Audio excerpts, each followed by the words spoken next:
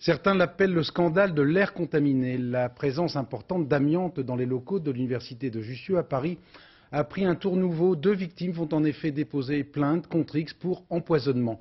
À ce jour, 21 cas de maladie ont été déclarés dans le personnel de ce campus, dont un enseignant-chercheur qui a donc décidé de porter plainte. Reportage Olivier Caroff, Gilles Doblard.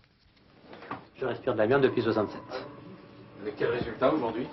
Résultat, une plaque pleurale qui a été mise en évidence tout récemment.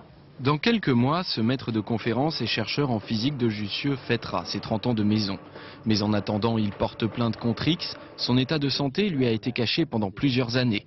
Une maladie professionnelle due à l'amiante, encore présente dans la plupart des locaux, jamais détectée par les services médicaux de Jussieu et dont il n'a eu connaissance qu'en mai dernier dans le cabinet d'un médecin indépendant.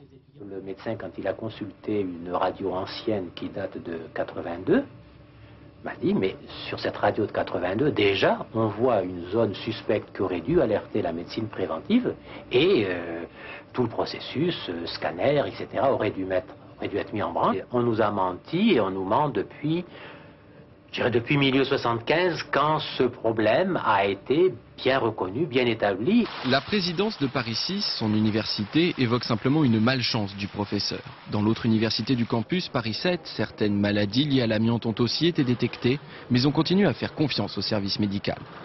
Il est tout à fait conscient de la difficulté que peuvent avoir ces personnels et il s'est engagé auprès de nous à ce que tous les examens douteux, par exemple, soient refaits. Jussieu compte 10 000 employés. Les 2 plaintes déposées ce matin pourraient bien être les premières d'une longue série.